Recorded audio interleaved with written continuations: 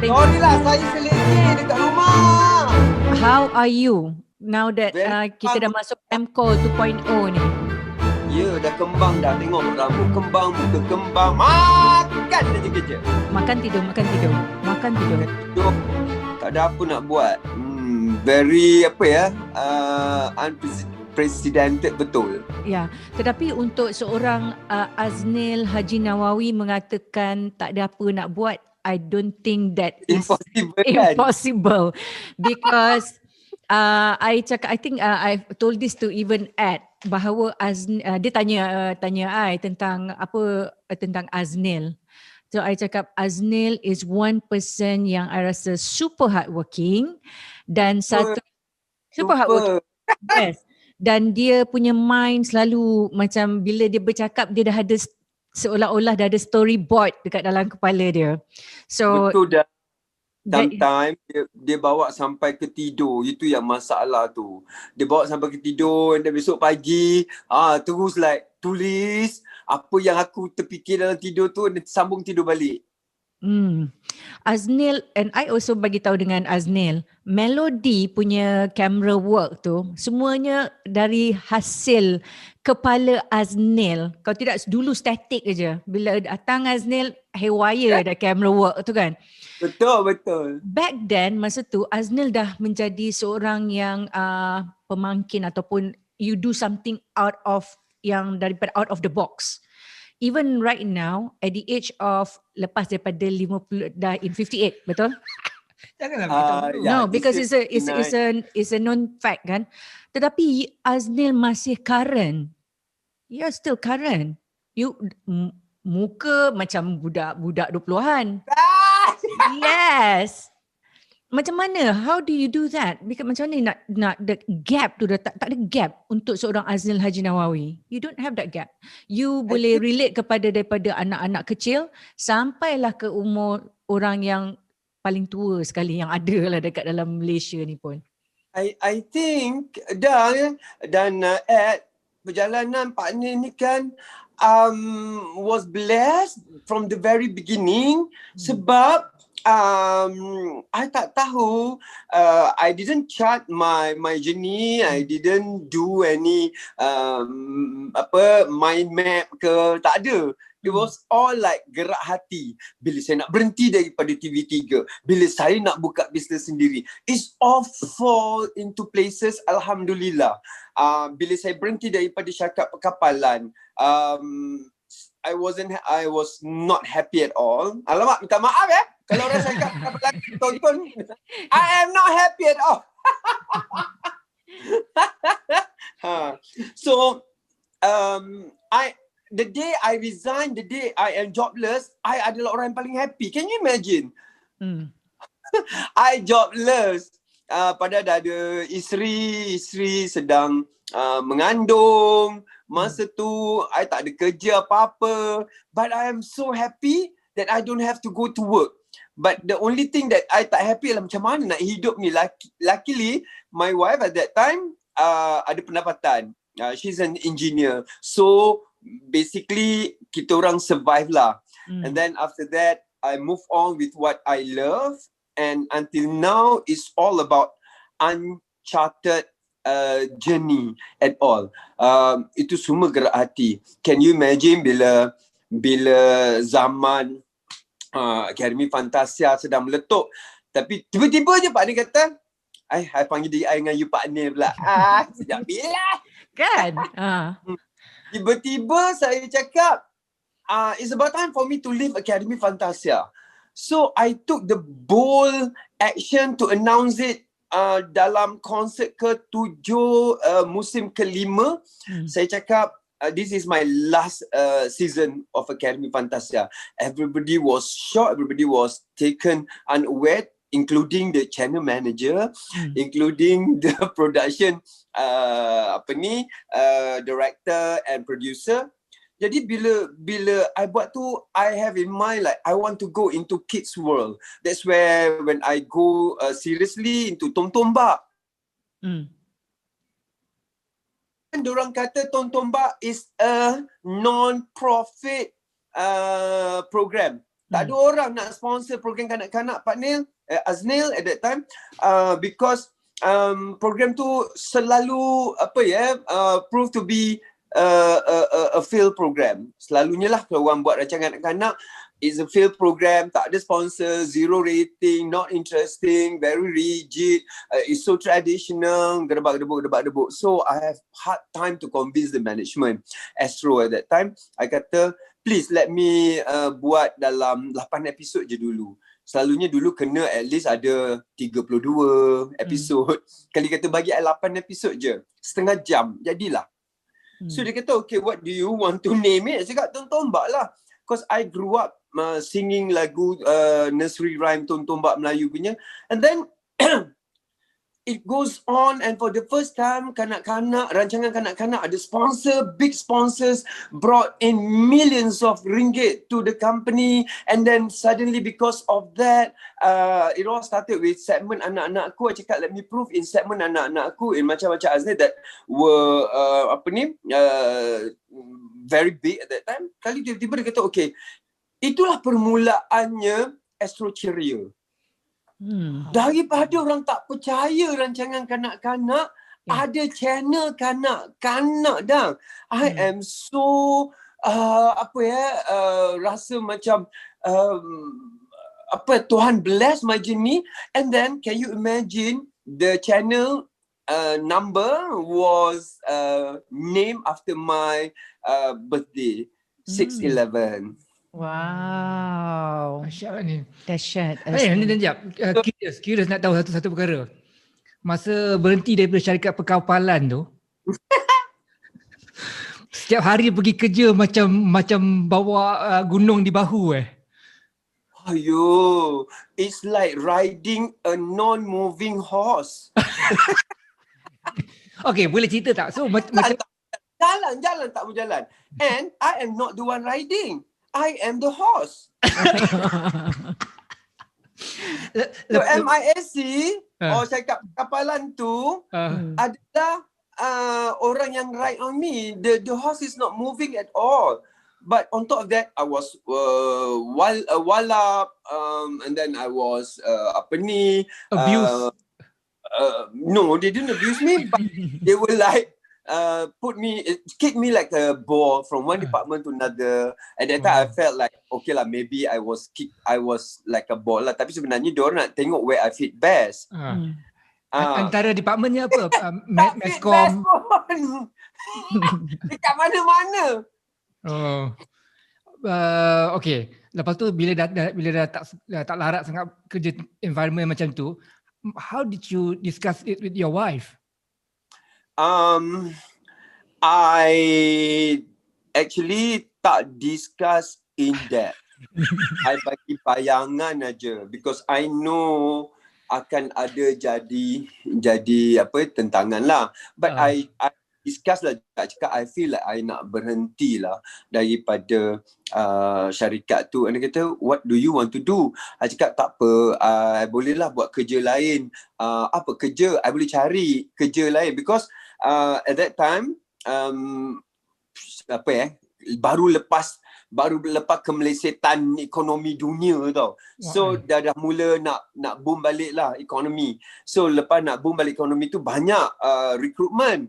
So kalau buka classified ads, Mail ke, Metro ke, banyak sangat kerja kosong. Banyak sangat. So I apply duduk kat rumah tulis, mana ada internet, mana ada komputer, is all by hand. Tulis hantar selagi ada. I think I menganggur dalam 6 bulan jugalah. And then my wife at that time was memang dia yang tanggung lah di rumah. Dan I lupa, not fully because I menjadi penyanyi cabaret. Ya betul. Wow. Di mana? Di The Ship Damansara. Wah, really? Dekat Uptown tu? Kita tahu. Yes. I didn't know. Dekat dengan traffic light, nama bar dekat situ tu. Yeah. Yang ini dia bar juga. Well, I menghiburkan orang mabuk. Senang lah hibur orang mabuk.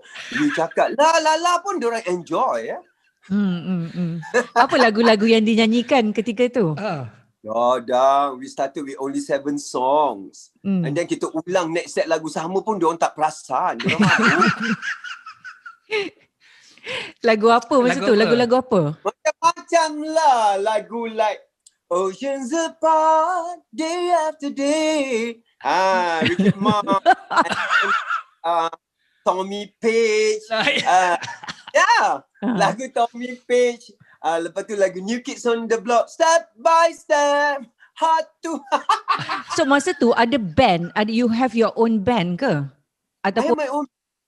I formed the band. No, I didn't form the band. We formed the band. Cuma ni adalah orang-orang yang frust dalam kerja siang hari. They don't enjoy working during the day. So they join. Ada seorang daripada custom, seorang daripada design, seorang daripada drama daripada MISC sendiri, and then ada 2 tu unemployed, yang seorang lagi kerja I think Celcom, not Celcom, I think telecommunication company, macam tu. Jadi we all gang up, and then kita kata okay lah, jom lah kita practice, ambil je satu studio, we all practice lah, practice 6 lagu, and then we went for the audition. And then Mr. Fu, orang yang punya dia kata okay, pergilah naik atas pentas kita, because they all dah lose faith dengan local band. Local band, they can sing but they're not entertaining. Yang capitalizing on the prime set adalah Filipino band. Diorang memang memang performer. They dance, they jokes, they sing, they harmonize, and then they do retro. Diorang buat interaction, kan? So I pergi tengok diorang punya show. I was kata, I'm not sangat ambil yang buat show macam ni, because my reference is Datuk Sudirman. Datuk Sudirman kan tengok tak macam mana baju, dia punya interaction, dia punya jokes, dia punya singing, dia punya all lengkap.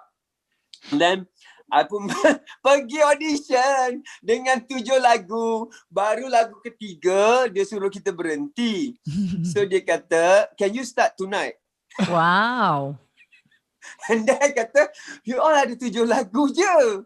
So my band leader cakap, macam mana kita tak cukup lagu. Dan the Toke lah, the owner of the ship, dia cakap, it doesn't matter, they all very drunk, they don't know what song you sang, what sang you song. They don't know, you play 3 set in between the Filipino set. So kita orang ni jadi penyendang, filler saja. So bila kita naik hari pertama, filler dah jadi macam prime set. Gila. I dah buat interaction, I dah kacau orang, I dah bully orang atas pentas, and I speak English that many local band tak buat. They don't interact in English, they don't jokes in English, and even if they do jokes in English, their jokes are localized, very Malay punya lah. Tapi macam I ni macam jokes I macam Friends punya zaman kan. Jadi diorang boleh relate lah. Lepas itu, dan can you imagine, there'll be like less than a month, the Filipino band jadi filler. Wow. Tak tarik rambut ke? Diorang tak suka kita. Diorang praktis senyap-senyap. Bila kita datang, dia tak nak campur, tak nak bagi tahu apa line up lagu baru dia. Dia tak tahu kita punya line up lagu baru lagi meletup. Lagu Wabulan kita main kat situ. Jadi diorang sukalah, related to dia flavor kan. Dan kita nyanyi lagu Wabulan, Widuri. Kita dah banyak lagu dah jam tu. So kita buat jokes pun yang bunyi tak ada bunyi international, bunyi telu-telu Melayu. So orang suka. And then I punya ini eksklusif kot, tak pernah cerita dengan orang kot. I every night pakai cycling short. Wow. Color apa? Berwarna-warni lah. Hitam lah.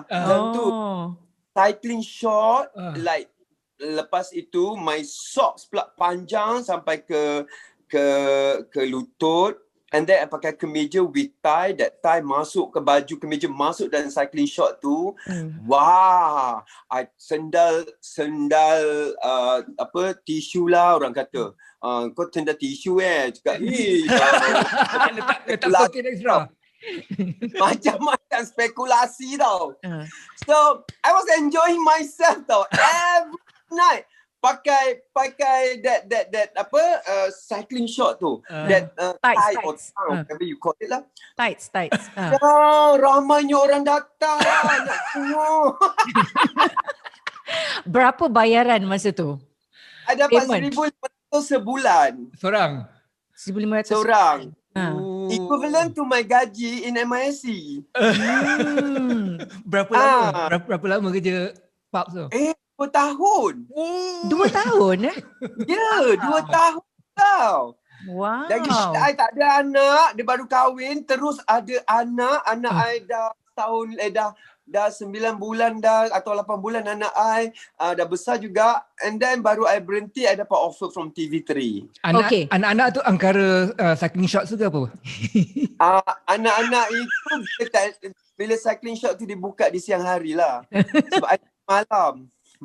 Okay, nyanyi dekat untuk orang mabuk kan? Ada insiden gaduh-gaduh.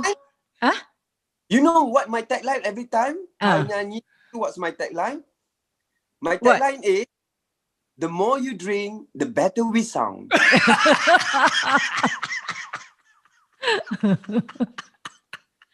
So, ada tak yang bergaduh-gaduh dekat sana? Merebutkan Aznil. Merebutkan Aznil dan they all enjoying themselves.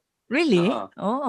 They're enjoying themselves. And then I could see like Malay, Chinese, Indian at that time all drunk kan. And then ada at time I pergi tanyalah dengan ustaz. Ni dah sampai ketika ni kan, dah I tanya saya ni ustaz, saya tak pernah minum ustaz. I never drink in my life. But I promote people to drink. So isn't it not equivalent? Kali tu ustaz kata, yes, it is. Cari kerja lain. I kata, I memang suka kerja ni. Tetapi dia kata, kerja ini boleh buat di tempat lain dengan cara lain. Tak payah buat di tempat yang ada arak dan menggalakkan orang minum arak. So dengan niat I kata nak kerja sementara dapat kerja yang lain. So there I dah nampak dah I kena hilang I punya seluar ketat, mula hilang I punya interaction dengan audience. Tetapi kan sebenarnya di situlah bermulanya lembaran saya di offer untuk ke TV3. Okay, ceritakan macam mana daripada nyanyi club dekat The Ship ke TV3. Ada insan TV3 yang suka mabuk. Namakan. Tak payahlah. Lepas tu? Dan datang. Bila tengok cara I cakap, bila tengok cara I berani, tu dia kata. Tapi I tak tahu lah offer dia tu mabuk masa dia mabuk ke, dia mabuk ke, I don't know. He was like really clueless. So dia kata, I think you should go on TV lah. Aku daripada TV3. Nak ni kat aku. So besok telefon aku. True enough lah, the next day I call pun dia tak ingat.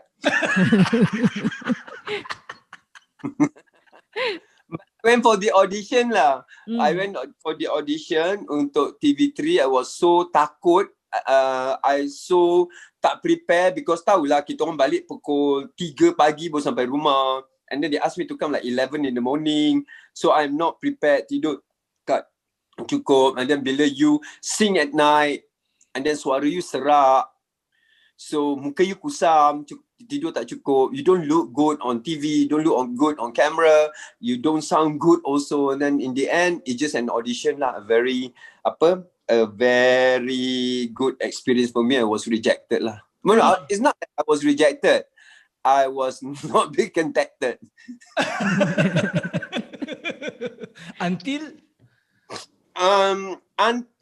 saya cari kerja kosong dekat Classified Ad lah. Dan pergi ke mana? Saya selak. Saya tengok TV3 ada kat atas tu. Ada lambang TV3 je. Saya tengok TV3. Saya buka baca. Alah, ini tender. Alah, ini tender. So saya book lagi cari the next day. Ada lagi TV3 ni classified. Buka lagi tengok. Alah, permohonan minta maaf. Apa ni? Why? Macam mana nak masuk TV3? I tak kenal siapa. And then, I cari lagi lama jugalah. I tunggu sekali tiba-tiba nampak dan pemandu diperlukan. Driver. I said, I don't care. As long as I get to be in TV3, I cakap, I nak jadi pemandu, I jadi pemandu lah. Tapi bawah tu ada lagi. Dia taruh dekat situ production assistant. God knows what masa at that time. Production assistant. Assistant producer. I don't know what. And then suddenly kat bawah itu ada broadcast journalist which I don't know what. I tahu journalist adalah reporter. So I kata this must be rambut tak elok lah. Macam mana nak keluar TV macam ni. So bila I nampak broadcast journalist, sebenarnya broadcast journalist tu dia cuma mahukan diploma je dang. Diploma in broadcast journalist. So I ada ijazah kot. UM. Universiti Melaya kot ni, economy. Like over qualified tau.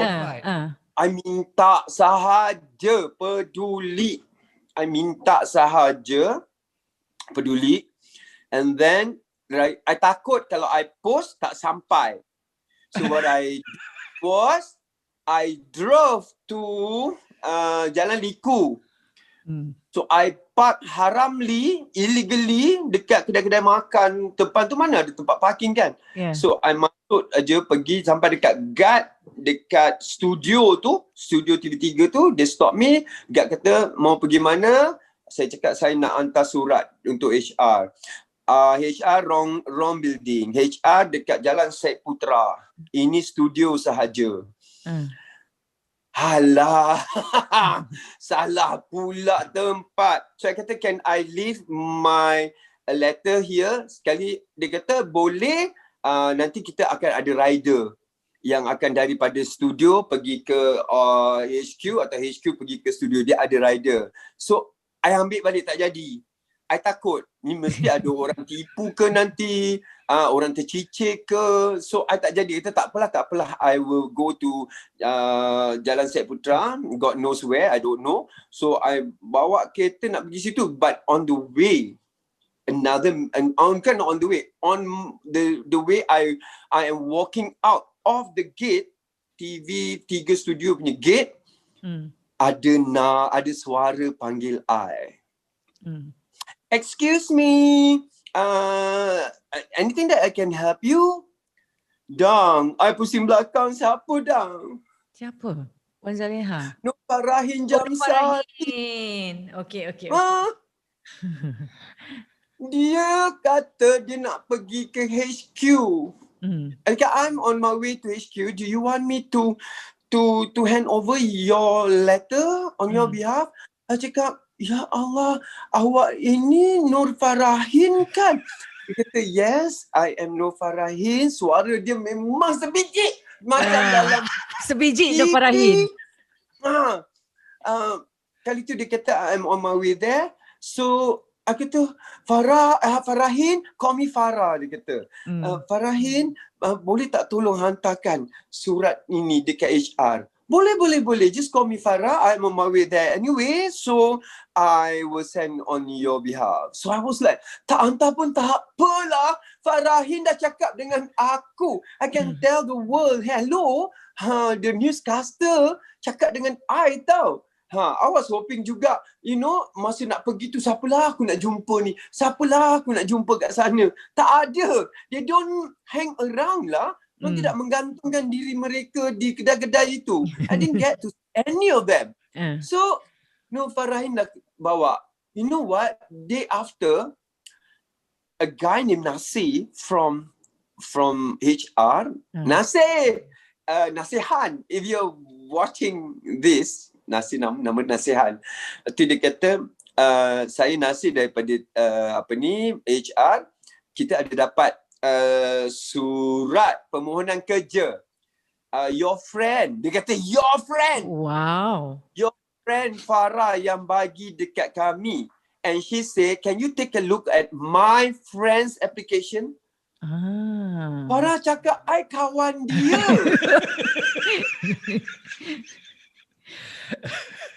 I don't know how to thank her lah. So, dia kata bila boleh datang untuk temu duga, because our temu duga will start ada 2 days or 3 days. So you boleh pilih. So I pilih hari I, then I went. Malam tu I menyanyi lagi. Lepas tu tidur tak cukup ke debat-debat. But I have to be there like 9 in the morning, or rather, 10 in the morning. But I was there at 9. I am the first one to arrive. Wow, bestnya aku dapat. Wow, bestnya tiba-tiba. My wife yang hantar I untuk interview, and then dia pergi kerja dia, and then balik I naik taxi macam tu lah. And then because we have only one car at that time. Bila dah sampai ke situ, wah, nampak poster Wan Zalia Razi, I nampak poster Mahathir Lokman, I nampak poster orang lain. It was so big lah, dia punya HQ. And then datang orang HR kata, you're early. I am early because I think I tak tidur pun. I'm so excited. So dia kata, okay lah, fill in this form. I fill in the form, and then tiba-tiba dia kata, okay, you be the first one to go in. So I nampak lah a few faces masuk dalam, join. Masa tu ada Azura Karim, ada Josephine Das, ada Zakia Anas, Azita Amran. I boleh sebut yang dapat lah, sebab I dalam satu batch. Yang tak dapat tu tak kenal lah siapa kan. Ramai lah. Semua pegang file, semua muka cantik, muka budak diploma. Tapi orang Yazak tau. Lepas tu, when I was first to call in, sorry. Bila I am the first one to call in, Siri ni kurang ajar kan? Sajalah nak tunjuk tanya. Tak sebut nama dia, can I help you? Siri. So, bila nama I dipanggil dalam, I tak ingat siapa dia punya orang yang interview, but among one of them is Encik Khalil.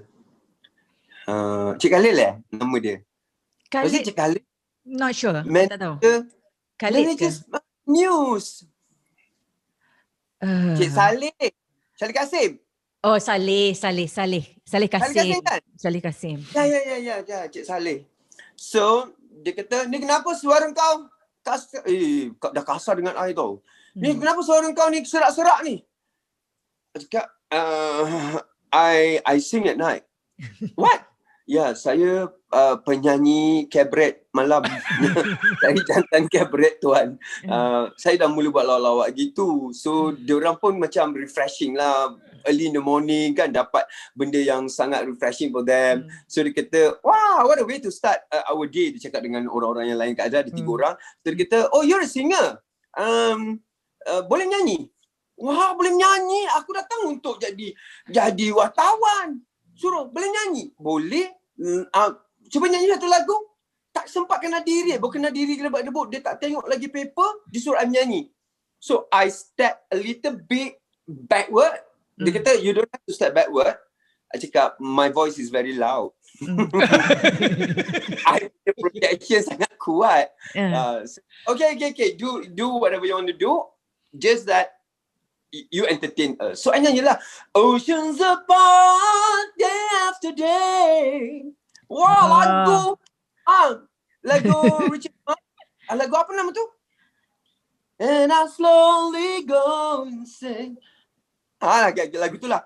And then tiba-tiba dia kata okay cukup. Dan dia interview lebih kurang aja. Dia kata you ni overqualified tau. You tahu tak gaji yang you patut dapat untuk you punya ini adalah 1,500 ke 1,800.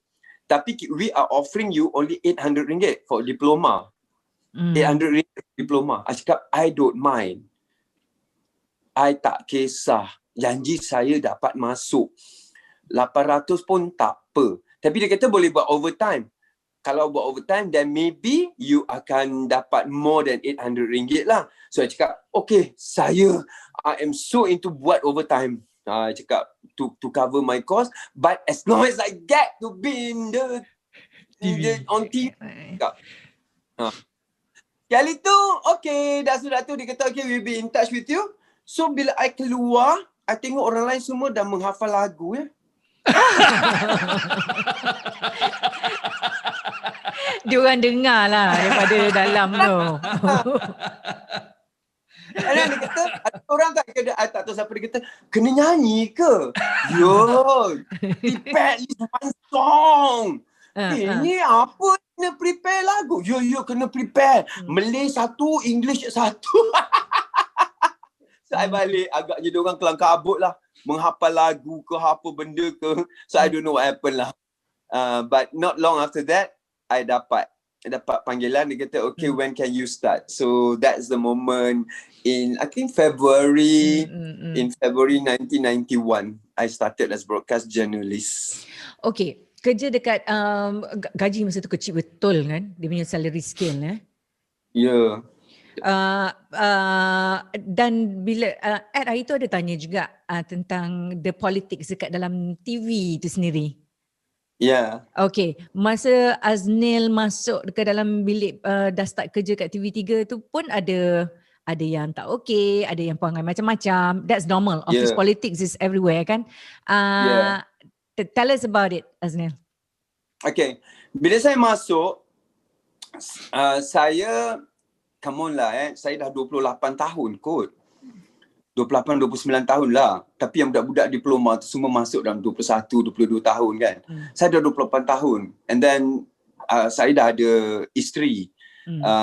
Dan dah ada anak at that time kan. Jadi saya adalah family man. And then yalah, tapi diorang tak kisah. Diorang nak maki, diorang maki je. Masa tu kita masih lagi pakai typewriter. Rebuk. I tak tahu. Tapi nasib baiklah ada kursus 2 bulan kot. Saya, Azita, Josephine Das, Azura, Zul, siapa lagi, Cik In, Yong, Rosmina.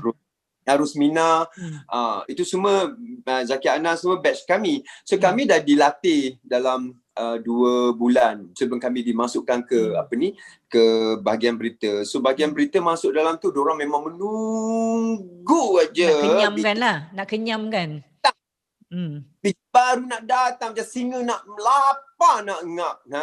Dia datang, dia kata, asyik-asyik. Azura yang cantik. Kan? Jadi kami yang lelaki ni, apalah sangat. Kenalah banjir, kenalah rumah terbakar, kenalah sampah tak angkat, kenalah longkang tak korek. Cycling shorts tu pakai lagi tak? Apa dia? Cycling shorts tu pakai lagi tak? Tak dah. Dah buang dah. Dan tibalah saat dekat situ dah nampak dah sebenarnya yang nak di-groom menjadi pembaca berita adalah Azura Karim, Azita Amran, Haliza Hashim pun tidak dilatih untuk jadi ni, tapi kami dilatih untuk jadi broadcast journalist. Jadi masuk dekat situ, saya dapatlah tengok, ya Allah, Roslida Hamid, ya Allah, Raymond Go, ya Allah, Rosina Aziz, ya Allah. There's a lot of ya Allah there. Oh my God, rupanya they are so human. I understand. They do all odd jobs juga. Diorang Wan Zaliha took about 6 months kot baru dia ingat I kot. Wow. Hi Wan. Hi Leha. Hi. saya Aznil, hey you new. Sebulan lepas tu jumpa lagi, hi Leha, hey, we know each other. Dia dekat bahagian majalah 3 kan. So it's just across ada bilik yang berbeza. Dia memang into her world lah. Dia tak ingat lah semua orang-orang picisan ni. Kan. Jadi nampaklah bila time dia nak baca berita, dia dah make up masuk dalam news tu, dia tengok dia punya paper, dia punya, dulu kita paper yang kita tolak sendiri, mana ada prompter. Kita ada paper tolak sendiri, kamera dekat atas dia. Cara dia orang baca, tengok kat situ, ya Allah, bila aku nak dapat ni. Putus ke? Putus. Okay. Are we still on? Yes, we are. Yeah, okay. So, bila I nampak benda tu, okay lah, I rasa jauh kot lagi I punya masa. Dan diorang tak pernah nampak I pun sebagai pembaca berita sebab I'm a bit soft. Saya ni macam budak-budak lagi, manja dengan Khatijah Buyung. Ibu! Macam tu kan. Aku pada kot kan, tapi I macam tu, and then diorang tak nampak, and then my immediate superior pun nampak I macam, alah, you're not going to be long lah, macam dia ni tempat persinggahan sebab dia ijazah kan, apa dia nak buat kerja ni. Sekali tu I buatlah kerja I gedebak-gedebuk. I nampaklah orang pergi Mokran adalah Azura Karim, pergi Mokran adalah Azita Amran, orang pergi Mokran adalah siapa lagi kan, but definitely not me lah. Zaki Anas semua tak tersenarai. Jadi adalah ketikanya saya buatlah kerja reporting ini. Mula-mula nampak tangan pegang mikrofon aja, cakap mak itu tangan Anil lah tu mak. Kali tu diorang kata, kenapa tak buat stand up? Alamak, kena buat stand up. Yes, stand up is the time. Stand up is the time for me to nak show myself. So I pun buat stand up tepi highway lah, gedebak-gedebuk. My first stand up tepi highway Utara Selatan dekat Seremban. I bagi tahu semua family. Oh, tengok tau malam ni ada berita saya tau. Saya buat melaporkan dari gedebak-gedebuk. Nanti akan keluar nama saya dekat sini. Aznil Haji Nawawi, wartawan siaran TV3. Tengok tau. Habis semua tengok. Punyalah pandai buat stand up. Stand up saya di reject. Dah bagi tahu semua. Kau ingat betul kau punya stand up ni? Siapa suruh kau buat stand up tepi jalan raya? Kau tahu tak? Berhenti tepi jalan raya itu pada salah. You are showing a very wrong example to the people. Alamak, betul juga kata dia. Mana boleh kau buat stand up tepi jalan raya? Lepas tu kau tahu tak? Bising. Alamak, betul. At least I learn kan. Tapi macam mana dah bagi tahu semua family I kan? Dara-mara, makcik semua, kawan sekolah lama, alumni. Mula bagi tahu. Saya baik tak ada phone, masa tak ada handphone. So, diorang semua kata I tipu lah. Penipu. Tak ada pun kata kau jadi wartawan gedebak-gedebuk. Alahai. But at time, bila keluar betul-betul, masa bila masa museum terbakar, dan I inilah bagi tahu semua orang, dia kata ada lah, tak ada lah, I punya itu je. And in the end adalah nama Aznil Haji Nawawi. My father was so proud. Aznil Haji Nawawi tu anak aku tahu, takat dengan jiran. Dia yang melaporkan tu. Dia macam tu, museum terbakar tu, dia buat tu. Macam-macam lah. And then I was enjoying myself. Tetapi I tak tahan lah dengan keadaan politik yang ada dekat situ. Because I think kita tak tahu pressure yang diorang dapat daripada pihak atasan, politik daripada atas tu. Dan lagi satu, apa yang kita laporkan semua pergi ke berita yang kita laporkan tu akan terus pergi ke pejabat menteri. Betul lah. Pejabat menteri akan saring, setahu saya lah. Sebelum dia keluar ke TV3 berita kan. Jadi pejabat akan saring. Saya tak tahu menteri mana bertanggungjawab lah pada TV3. Jadi itulah, saya hampir-hampir kecewa untuk menjadi pembaca berita, but I enjoy every single time dekat dalam newsroom sebab kawan-kawan best. and I stayed back. I nak buat overtime gila-gila, nak cover for my economy, financially I dapat cover, tetapi I have less time with my family, with my wife. And then ada satu ketika masa kilang mercun Sungai Buloh meletup, saya yang bodoh konon buat overtime jadi siapa yang ada situ semua kena pergi kat sana. Yang lain semua dah balik, memang patut dah balik lah. Yang malam tu budak-budak sukan, ada bola ke, ada apa ke, diorang yang malam. Jadi I ni gatal lah. Konon nak stay back, nak buat voice over banyak-banyak. Biar suara aku je yang ada untuk voice over news.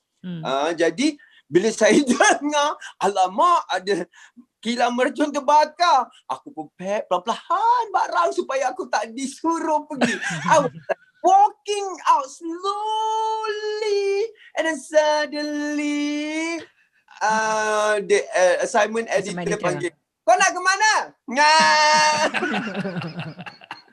Kan going back. No, you're not going back. As then you covering this. Alamak, tak balik, tidur dekat kilang mercun tu. Tapi I get to see lah, inilah dia jadi wartawan yang best. I get to be with the people. I get to see the crying. I got to see the massive destruction. I dapat tengok kematian yang banyak. I could see macam-macam. Memang sangat luar biasa. And then dia dah bagi keluarkan pula arahan. Siapa wartawan yang ada 2-3 wartawan yang dah buat Sungai Buloh punya ni, dia akan kekal buat ini sampai habis. Maknanya mana yang tak buat tu beruntunglah, dia buat kerja-kerja lain lah. Kami duduklah dekat site. Ya Allah, berkampung dengan panas, hujan. Azlan, tadi ada mention tentang you bagi tahu dengan arwah bapa Tuan Haji Aznil nak keluar TV. Sebenarnya Ed ada story sebenarnya dia nak kongsikan tentang Haji Aznil. Haji Aznil Haji Nawawi, your father punya story. My father. Sebenarnya back in 1995 kita pernah berjumpa. My stepmom is Katie Fauziah Musa. Of course. Yeah. So kebetulan kedua bapa kita meninggal dunia di malam yang sama di General Hospital. I know. Yeah. So I'm very close to Mami. Yeah. So malam tu kita berada bersama di hospital lah. And prior to that night, you visited our father, and then you came over to my father's ward. So itu kali pertama saya jumpa Aznil Haji Nawawi. Aznil Haji Nawawi. I didn't realize that. I didn't realize you were there. Yeah, I was there, but I was a very different person back then, I guess. Anyway, so 1995. 95. Itulah kali pertama kita jumpa you dalam hidup ni. So macam memang kagum lah dalam hospital. Lepas tu you came over to visit my dad, and then you said that your father is also not well.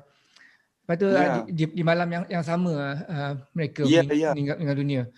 So if I can share further, sebenarnya masa tu saya dah meletup gila dah.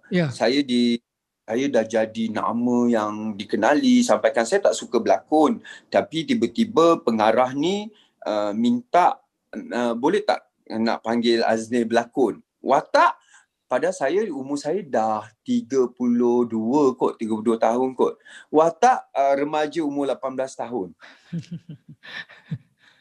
Hebat. Sampai sekarang boleh berlakon watak 28 tahun. Kita ada Nico, ada Shasha Elite tu, Shasha Saidin. Ya, so I kata I tak minat berlakon. Oh tak boleh. Dia pula kata tak boleh, pengarah ni. Kita buat watak ni memang berdasarkan you. Bagusnya. Hai, sedapnya. Aku belum di audition dah dapat dah role ni. Kali tu dia kata, berapa you nak bayar I? Dia cakap 15,000. Wow. 15,000. So silap lah. Diorang kata diorang dah buat watak tu untuk I. Kalau I tak ambil, maknanya dia susah nak cari orang lain. Silap lah. Because I'm a business. I tak business is all about. So I cakap, I tak nak berlakon. No, really you want me? Okay, kalau you nak I berlakon, my price is 30,000. Okay. I doublekan tau. I doublekan. Supaya diorang terantuk ataupun diorang tolak I. Tak payah berlakon. Sebab I janji dengan my wife. I kata tak nak berlakon. Sebab berlakon ni kan kena peluk, kena cium, kena tidur katil, kena... I dah ada isteri masa tu. So, tiba-tiba dia kata, 30 terlalu tinggi lah. Dia kata, can we meet halfway? Halfway you berapa? 25,000. Siapa tak nak dam? That time. Lepas tu? Ayo, I dah calculate dah dengan insan-insan yang tak tepati waktu. Saya dah calculate dah Kalau saya kena tunggu pun berbaloi Kalau kru lambat saya kena tunggu. Kalau pelakon lain lambat saya kena tunggu. Kalau ini lambat weather, kalau location saya kena tunggu. Saya dah calculate semua. Saya ada dalam 12 scene sahaja. 12 sen 25,000. Kau gila ke apa? Tak ingin. Saya berlakon je lah. Saya kata meletup tak meletup takkan kira. So I convince my wife lah. Saya tengok ni tak ada apa pun. I jadi budak nakal. Okey lah. Jom berlakon 25,000. Masa itulah I kena ZZZ. Masa tu. Ya, ZZZ lah antara pelakon sama tapi tak serupa. So saya berlakon dengan dia dan I fell in love with Mami punya motherly, punya care, bawa makanan, Neil okay ke. So I very close.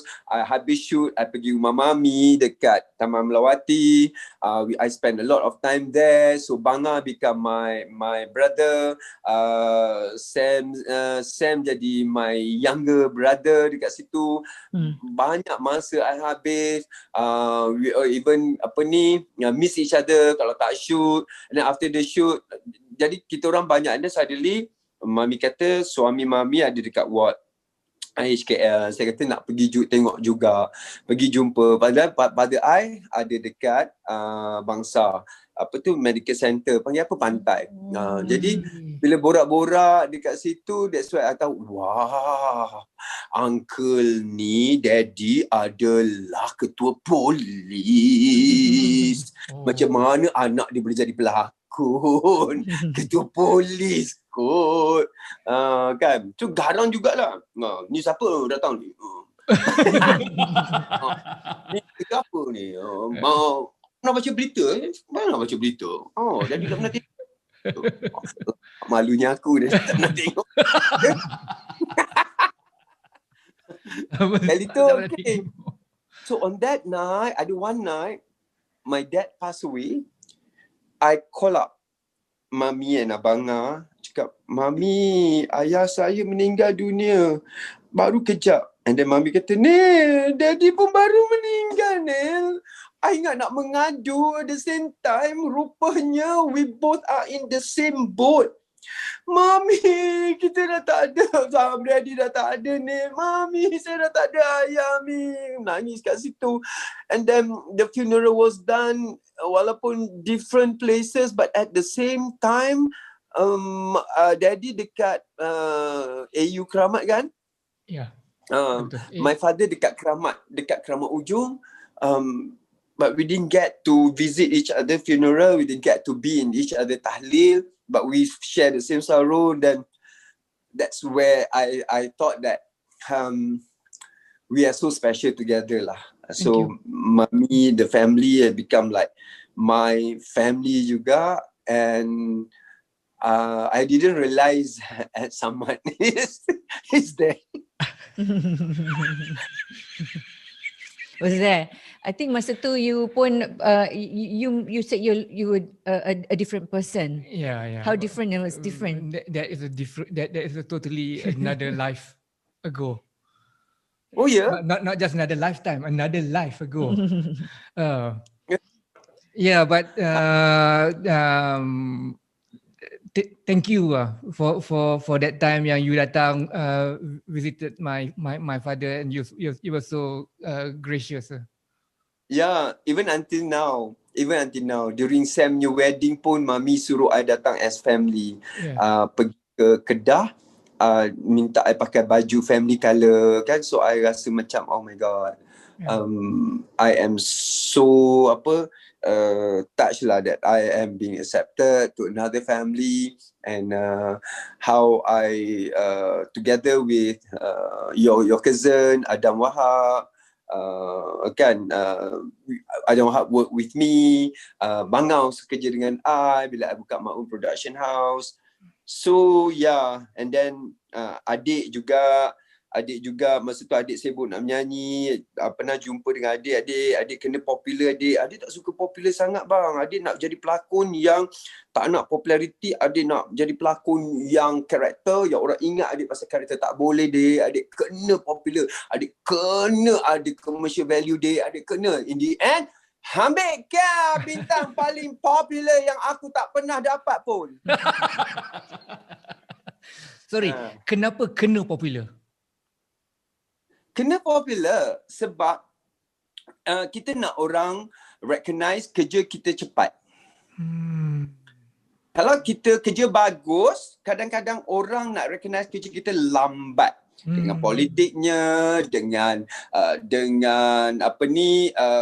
commercial value-nya, dengan mentaliti rakyat Malaysia yang mahukan kecantikan, keindahan, kan. So to be popular, you have to be image wise, you kena elok. Okay, lepas tu kepandaian itu juga ada. Bonus lah kalau you ada image dan you ada kepandaian dan you ada talent, itu memang luar biasa lah. Jadi ya, dekat Malaysia you kena popular nak cepat. Lambat kalau you nak jadi meletup, nak jadi orang yang hebat tapi you tak tengok kepada you punya image, akan menyebabkan orang lambat nak discover you. Padahal I dah berlakon banyak kot. Kan? Lambat orang nak discover you. Jadi itulah jadinya antara pelakon-pelakon kita yang akhirnya rasa macam tak dihargai. Kita berlakon bagus, tapi orang tak nampak kita. Lepas tu bayaran murah sebabnya tak ada commercial value. You're talking about macam something yang you have to be popular, you have to be creative, and then you, Aznil mentioned tentang you kena be special lah. Basically you have to be special. Pelakon-pelakon ni banyak yang just normal je, yang biasa. Macam you cakap, you berlakon banyak-banyak tapi orang tak kenal, ya. Dan apatah lagi when kita yang dalam dunia, orang yang dalam dunia korporat, kadang-kadang dia tak tahu pun artis siapa-siapa yang ada. Macam kita mention juga hari tu kan, macam kita tengok pelakon ni, drama ni dia macam gitu, filem ni dia macam gitu, macam tu je. But Aznil jadi Professor Clone. You invent rupa yang macam tu. Itu idea siapa? Okay, bila saya ditawarkan oleh KRU, bila saya dapat tahu KRU nak buat filem, padahal saya dah berlakon dah sama tak serupa, tapi lakonan saya tak cemerlang dekat situ. Sebenarnya filem itu pun gagal di pasaran. But I got my money. 35K. So it doesn't prove juga muka-muka popular ni boleh menarik orang ke panggung. Padahal saya meletup masa tu. Nama saya besar masa tu. Dan Zizi dah menang pelakon kanak-kanak terbaik ya. Masa tu dia dah menang dah. Cerita apa dia menang Abang? Kasih awal dan akhir. Kasih awal dan akhir. Jadi bila saya dengar KRU, saya rapat dengan KRU. Saya cakap dengan Yusri, Norman, Adri, kita akan putus hubungan kalau aku tak ditawarkan berlakon. Ultimatum. Kita akan putus hubungan kalau saya tak ditawarkan berlakon dalam filem pertama Adiwira Malaysia ini. Sekali kata, don't worry ni, kita ada watak untuk you. Seriously? Ya, kita dah nampak dah you punya karakter. Dah masa tu saya sangat tengah popular dengan Akademi Fantasia kot. Gila kau tak nak ambil aku, kan? Jadi saya dah jadi pelakon dalam video klip Terhangat di Pasaran. Jadi daripada watak saya dekat terhangat di pasaran itu, dia nampak kata, bolehlah bawa Aznil ni masuk ke dalam filem kita. Dia panggil saya tak tanya pasal duit dah. Seriously. Not like my first film.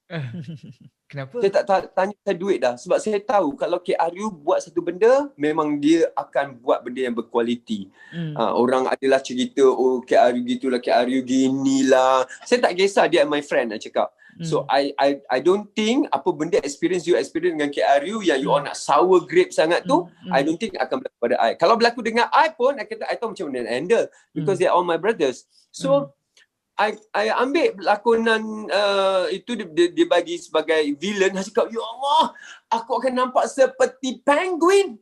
Aku akan nampak seperti Riddler. Aku akan nampak dilihat seperti Joker.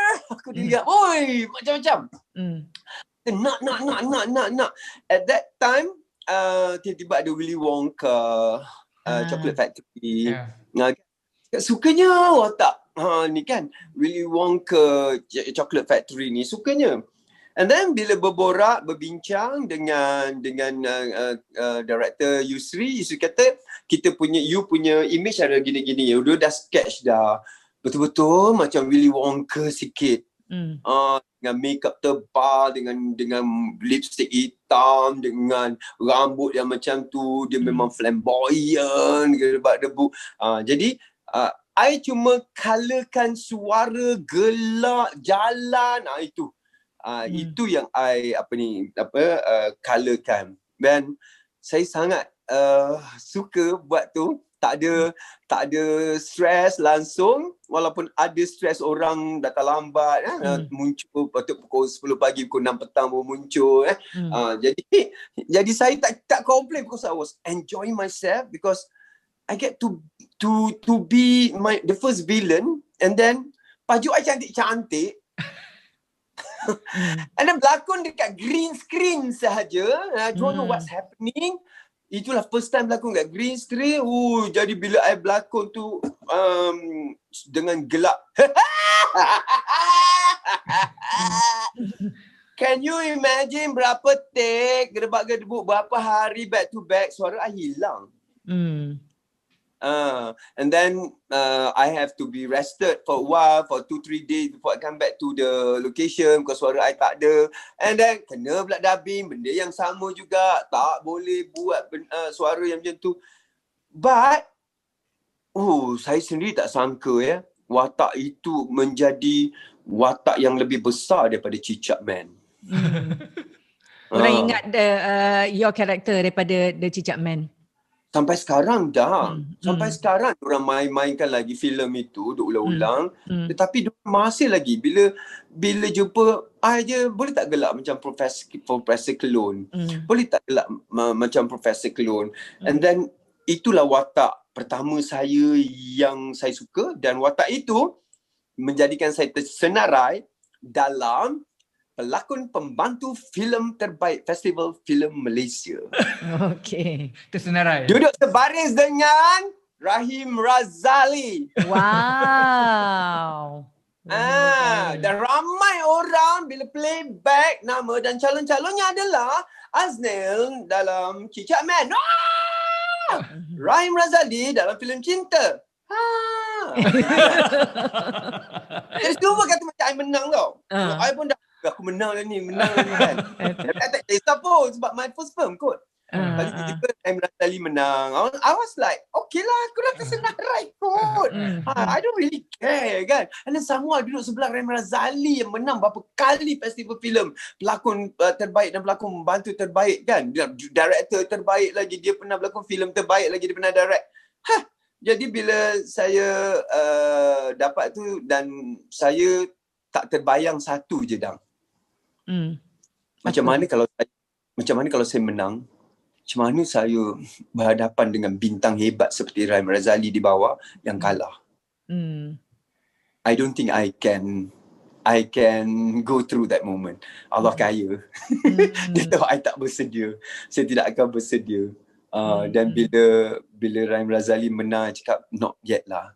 Mungkin kalau I nak dicalonkan, mungkin bukan dengan senarai nama-nama hebat Jalaluddin Hassan, bukan dengan senarai nama-nama hebat Rahim Razali, ataupun Ahmad Tamimi Serega. Tidak. Dan itulah filem yang paling saya suka. Kalau berlakon lagi, apa agaknya watak yang Aznil impikan? What kind of movie? Saya nak filem yang dia punya center of story adalah orang tua. Kenapa? Sebab kita semua filem orang muda. Filem kita semua orang muda bercinta, orang muda yang cantik. Dia tak ada orang tua. Cerita orang tua yang betul-betul core story dia, orang tua yang in love, orang tua yang ada dilema, orang tua yang ada siksaan dalaman sebab anak-anak gitu. Ada ke movie goer? Dulu ada movie macam Ranjau Sepanjang Jalan, Sayang Anakku Sayang, yang kita sendiri cakap tak ada, kita balik-balik tengok the same movie kan. Movie tu apa jadi kan? We don't get to watch that. Kan? Betul Ranjau lah. Sepanjang Jalan was a really good movie masa tu kan. Dia Ibuku kan? Ya. Dia Ibuku, Ranjau Sepanjang Jalan, semua filem-filem family. Syarat kekeluargaan dia. Tetapi sekarang ni susah lah kalau nak buat filem tu. Dekat TV pun saya rasa rating tak akan tinggi. Diorang tetap nak muka baru, muka muda, muka yang akan menjadi pelaris. Wajah-wajah orang tua kalau nak dijadikan satu cerita untuk wayang yang memang berteraskan orang tua, memang saya rasa lambat kot. Market, kita punya market lah. Market Malaysia punya market. Bukan saya tak salahkan market dah. Kenapa? Saya salahkan pembuat filem lah. Tak tahu cari lagi skrip, tak muncul lagi. Skrip ataupun teknik yang boleh meyakinkan orang bahawa cerita heavy drama mengenai orang tua yang mungkin tinggal dekat rumah orang tua, ikan anak, mungkin orang tua yang nyanyuk seperti watak Rahim Razali dalam filem Cinta. Lepas tu filem yang menunjukkan bahawa pelakon dia adalah orang tua betul, bukan orang muda yang di-makeupkan tua. Ya, kita ingat dulu drama Anjang Aki. Yes. Anjang Aki was also kan? Anjang Aki. Anjang Aki anak dia tak balik-balik kan, dia asyik menunggu di tepi jeti tu untuk menunggu kepulangan anak dia kan. Ya betul. Ya, Baharudin Haji Umar. Ya betul. Aznil tentang Aznil ni yang daripada konsisten dari dulu, dari masa zaman muda. Kalau kita dengar you punya story tu, you are a very disciplined person.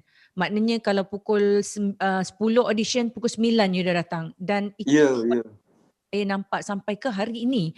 Kalau jemput Aznil untuk an event, dia akan datang awal, dia boleh tunggulah dekat dalam kereta ke apa ke, ataupun dia tunggu somewhere ke, but dia akan datang awal.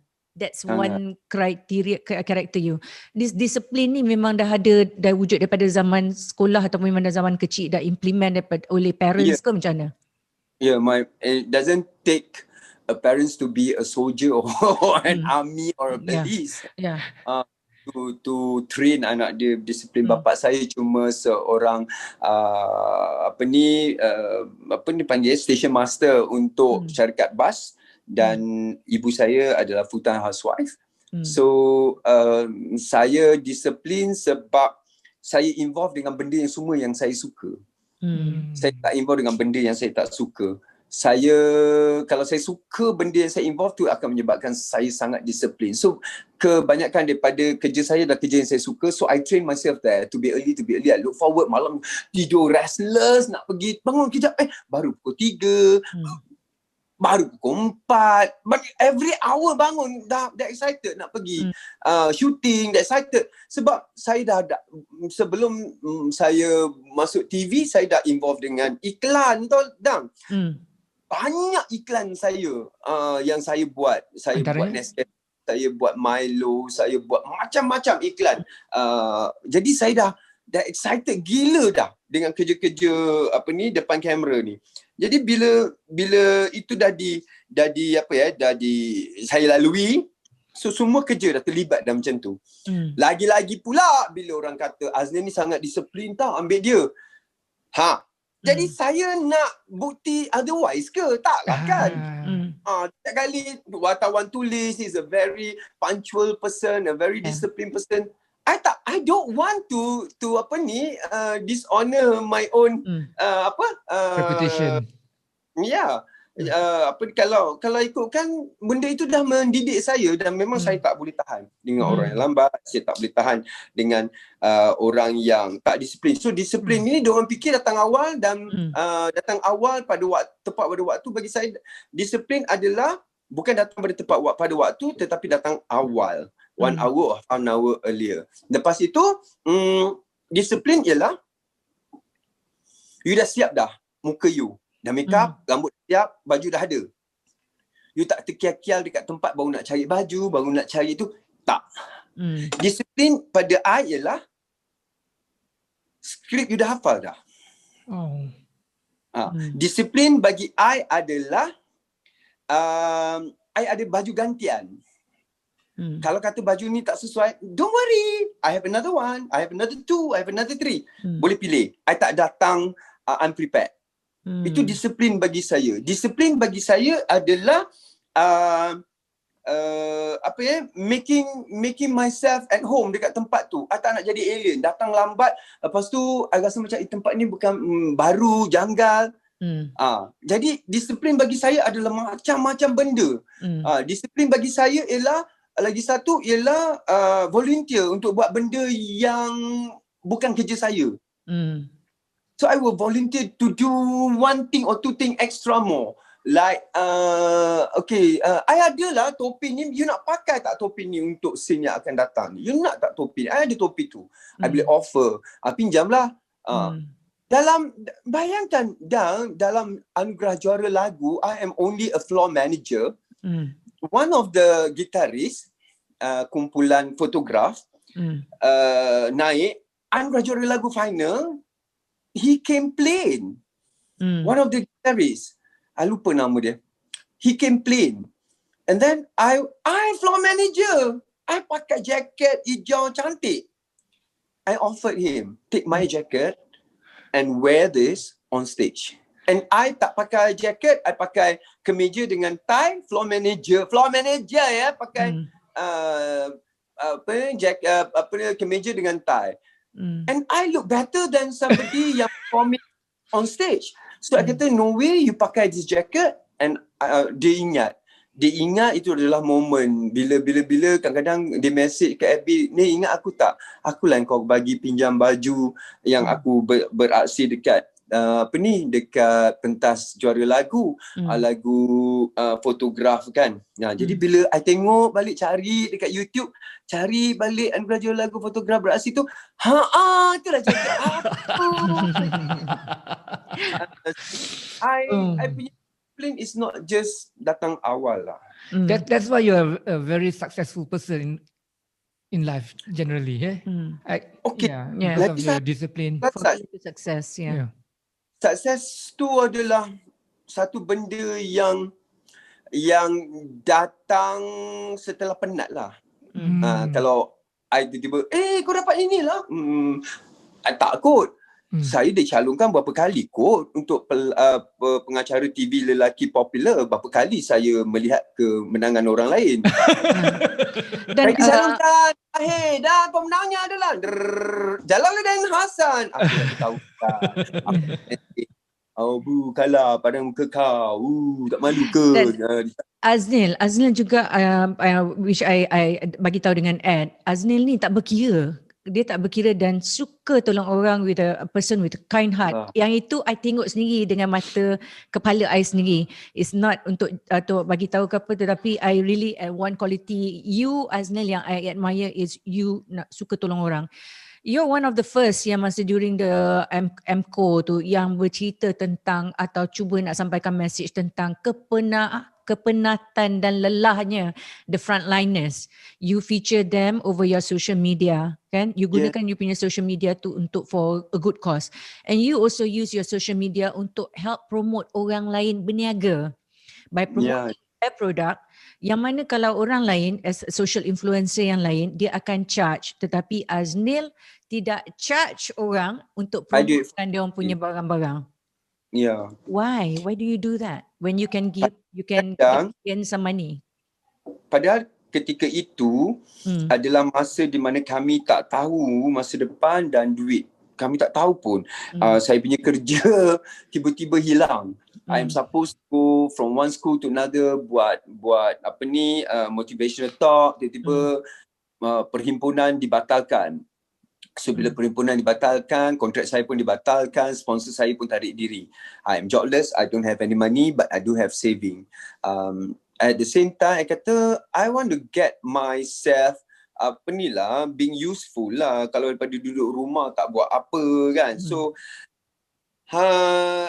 I buat kerja wartawan dan I pergi interview online saja frontliners, then I get to know dia kesusahan, hardship diorang, dan I dapat tahu bahawa diorang punya pengorbanan. So I kata ini benda yang I boleh put on my social media, and I kata kenapa I nak kedekut social media I'm not paying anything to Instagram at all.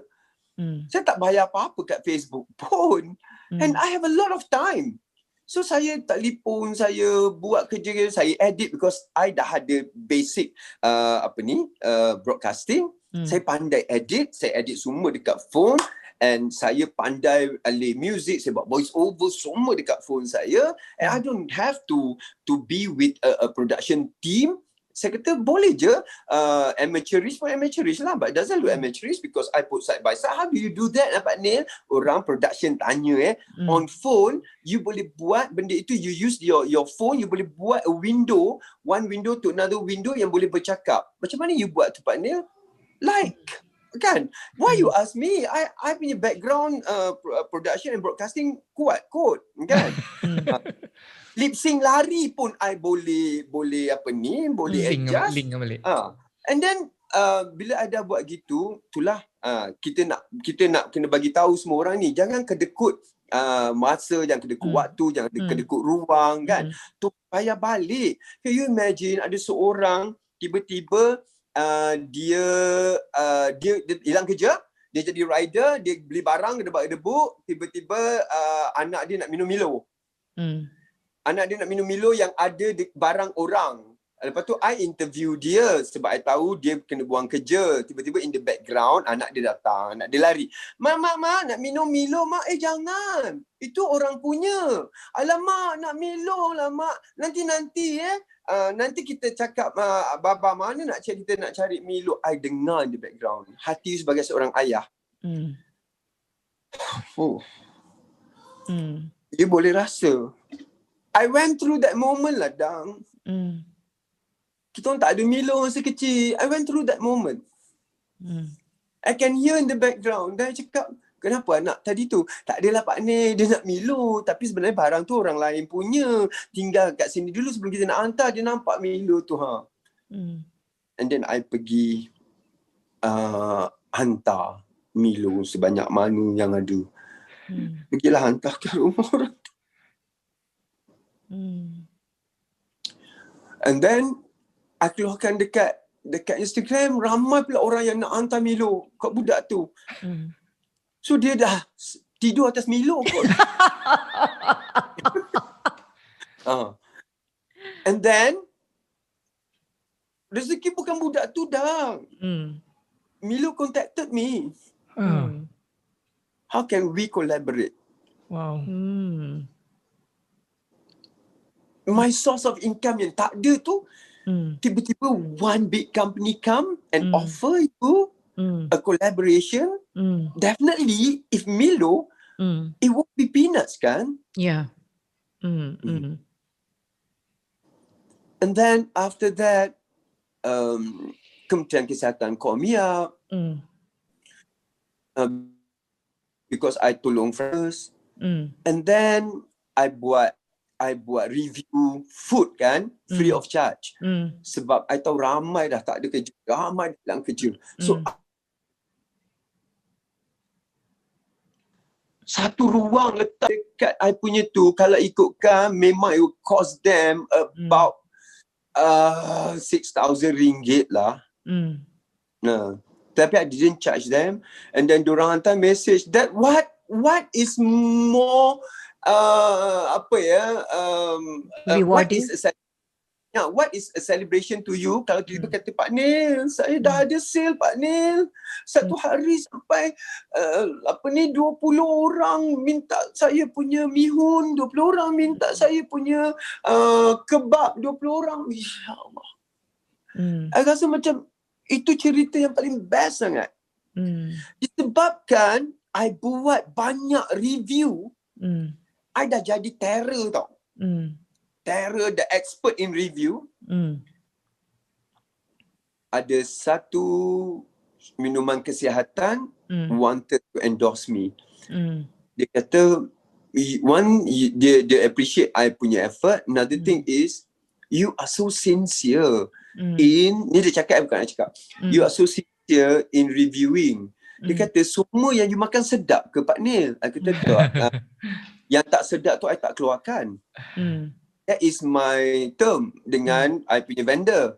Kalau you bagi dekat I yang sedap, I akan cakap sedap nak mampus kalau memang sedap nak mampus. Tapi kalau tak sedap, I tak keluarkan. So orang itu dah tahu dah. Jadi apa yang keluar kat Instagram I adalah truly sedap nak mampus. So dia kata, can you try our health drink? So I cakap, okay, send it to me. And memang sedap. And then tengok ada berkesan, debat-debat, I tengok ada perubahan. It take me a long time during MCO. Then after that, dia kata, okay, mari kita, I setuju. Kita sign online dah. Kita sign online aja. Dia belah sana Zoom. Okay, kita sign, tunjuk, kita dah sign. Tunjuk, dah sign. Hantar dokumen, I print. Dah tunjuk, dah sign. Kita macam tu. Dan sekarang, wajah I dekat billboard seluruh Malaysia, sebelah dengan Ella dan juga Sahizi Sam. So saya tak buat calculation dah. I didn't do any calculation. So life is not calculative to me. If you've been calculative, aku nak buat gini, debat debu, kan?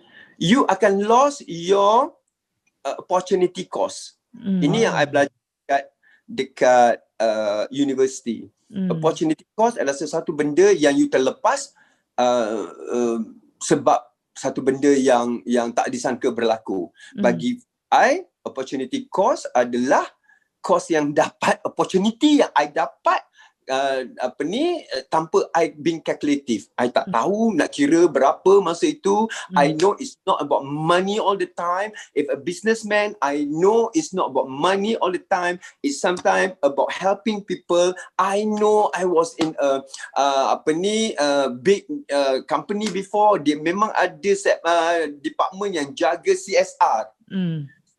CSR. So, masa itu dekat MISC, I kerja dekat bahagian public relation. I dapat surat minta derma, surat minta sponsor, banyak. Dan diorang buat, syarikat perkapalan tu buat bagi. Itu adalah dia punya investment to place themselves in the public, in the masses. So, I sampai dekat tahap bila nak membantu orang, it's not about money all the time. If I'm a businessman, this is my investment. How I stay relevant, and this is how I stay useful to the people. So I buat je lah, dah tak tahu apa yang akan datang. Alhamdulillah. Yang Pak Nil belajar benda ni kan, the loss of the opportunity cost ni adalah ketika masa belajar di ekonomi, belajar ekonomi dulu ataupun over the years through your experience yang benda di university. tetapi teori semata-mata. So teori itu opportunity cost adalah cost pelepas yang anda terlepas apabila anda tersilap congak. Bagi saya tukar invent benda baru. Opportunity cost adalah cost yang anda dapat daripada opportunity baru. Wow. So the cost that they pay me from the new opportunity, I dapat macam it teach me another level.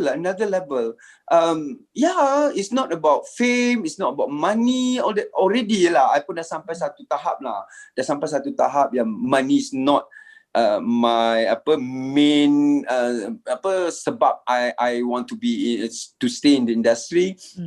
Fame bukanlah satu sebab pun I nak stay in the industry. I nak jadi useful and useful. Yeah. Useful and youthful. So youthful tu. Yes. Aznil sangat youthful ya. Macam mana boleh jadi? You are very good looking, baby face. Because I remember kalau you used to watch Rosli Dahamin dan siapa lagi? Raza Abdullah lah, Raymond Goh. Masa I tinggal kat Gombak, I tengok you kat TV. So I say, one of the things yang I tengok, this guy is very good looking, baby face dengan suara dia. I think I've told you that kan. So yeah, tetapi sampai sekarang ni you look Aznil look younger than orang yang umur yang umur 30 tahun or 40 tahun. Ingat nak cakap you look younger than me. No because memang younger. I think it's a blessing. Would you say blessing ataupun you memang jaga you punya you punya kulit makan. I jaga memang jaga dah. Memang daripada dulu. Saya jaga orang ketawakan saya kat kampus, bawa masuk Biore dekat blok lelaki kan. Apa? Kau dah pergi pagi orang mandi-mandi, kau Biore apa?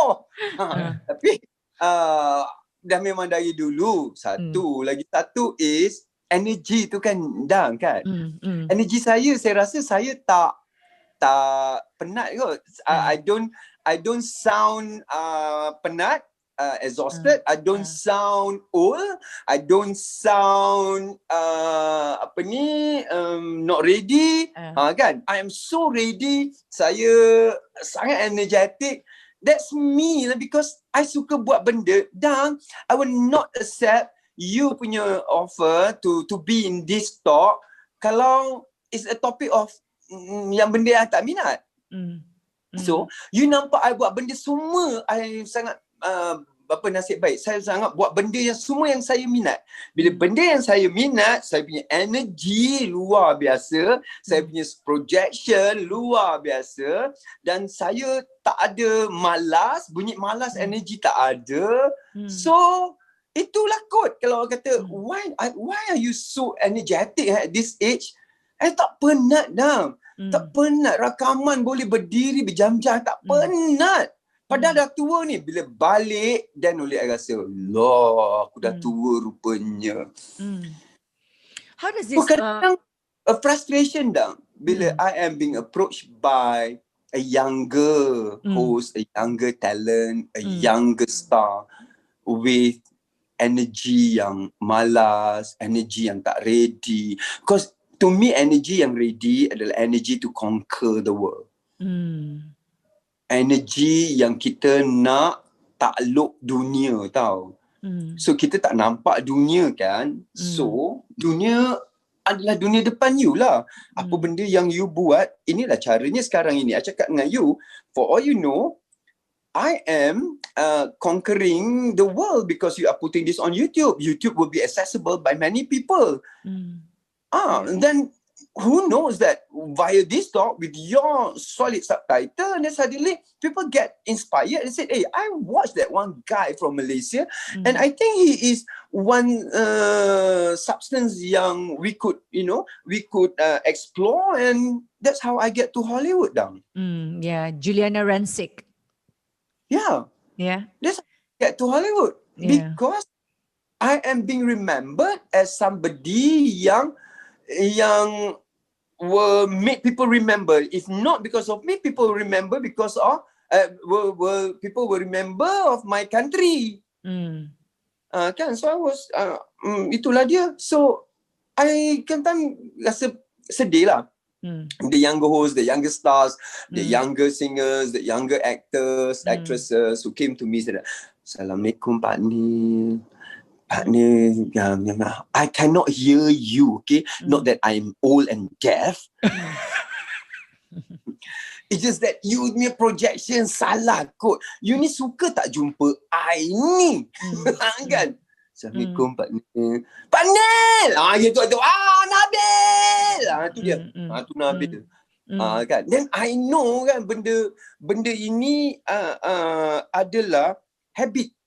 If you train yourself from the very beginning, being malas, being selekeh, being too laid back, don't blame your future lah. Because you are not conquering your moment to conquer your future. Oh, I tak boleh keluar TV walau 5 minit pun I make an impact. Padahal workout ke meditate ke apa to maintain.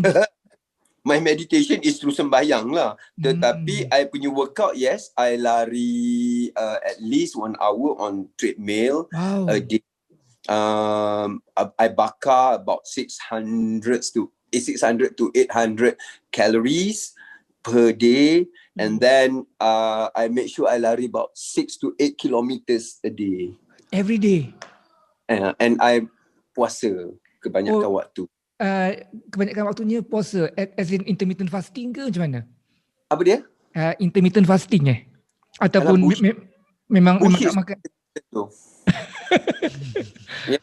Memang fasting selalu?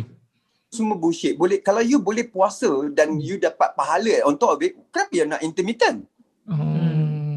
So Pak Nil puasa setiap hari Isnin Khamis ataupun setiap hari ke macam mana? No, kita sebulan kita boleh puasa kot, daripada pukul 6 pagi subuh sampai pukul 7:30 malam kita boleh puasa, kan? Itu intermittent lah tu. Kau makanlah malam tu. Betul. Kalau kau dah Betul. Air, itu puasa Buddha. Let's talk about kita nak cakap tentang social media sikit ya. Macam Datuk Aznil Haji Nawawi menggunakan social media dia for good cause dan somehow dia berjaya menukar satu crisis into an opportunity. Yeah. Okay. Kalau baru-baru ni macam this past few days, I kadang-kadang tengok because I get a dose of like entertainment punya news through macam M-Star lah. Ada kisah tentang seorang pengacara radio dengan ada affair dengan perempuan lain, and then wife dia put on social media, dan hari ni ada police report. Sebagai orang yang lama dan lebih experience, apa pandangan Aznil sendiri? Okay. Zaman kami, zaman Dang mungkin juga, zaman Suhaimi Sulaiman, zaman Wan Zalia Razi, kami kalau nak buat benda itu adalah kami. Sebab kami tak ada social media, kami boleh sorok daripada press, kami boleh lari daripada soalan, kami kalau keluar paper pun lambat, nak contact kita pun susah, phone tak ada ya. Kalau nak berlaku lah benda tu pun patutnya berlaku pada zaman kami. Tapi zaman sekarang ini adalah satu harga yang sangat tinggi untuk berlaku perkara sebegitu. Tetapi saya selalu lihat benda yang positif.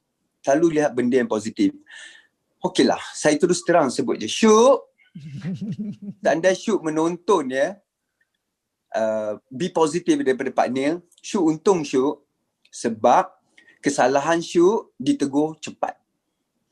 Pada zaman kami, kalau nak betulkan kesalahan kami lambat. Sebab kami tak ada social media. Tetapi zaman sekarang cepat Syuk. Kalau Syuk nak dibetulkan, kalau nak digegarkan minda tentang isteri, tentang anak, tentang rumah tangga, tentang kerjaya, cepat. Maknanya tak sempat hanyut sangatlah. Benda ini cepat berlaku. Bayangkan kalau benda ini terus ditutup, shoot dah lama jadi bangkai, busuk. Sebab bangkai busuk memang tak boleh tutup. Tapi dah lama dah. Bila orang jumpa, dah reput. Dah useless dan tak boleh digunakan lagi. Jadi, kita be positive. To me, manusia, we go through that cycle. Janganlah yang kaki kutuk netizen tu kata, kita tahu sometimes laki dia buat benda yang sama. Sometimes dia sendiri goda laki orang. Anak dia, tak shoot lah. Kan? Menantu dia akan lakukan benda yang sama kepada, tapi we cannot stop them. We cannot stop them from cakap sebab ini adalah zaman yang terkini. Tapi lihat pada positif. Positifnya ialah kemusnahan masih belum berlaku lah. You still have your family, you still have your marriage, kan? Maknanya kemusnahan tu belum berlaku. Jadi ada masa awak disedarkan awal sebelum rumah tangga dah tak ada, anak dah tak mengaku bapa, sebelum isteri dah keluar surat saman. So benda ni dah diingatkan sangat awal. So kalau orang kata, how do I look at this? Bersyukurlah.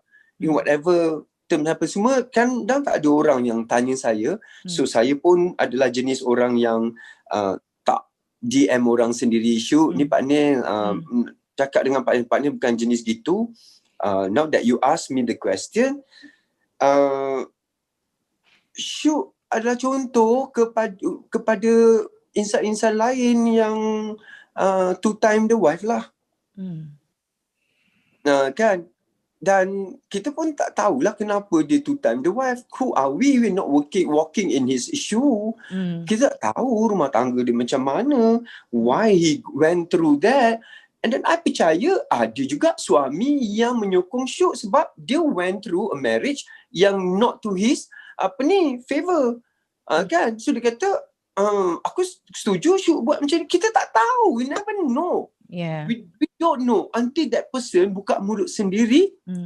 I don't know.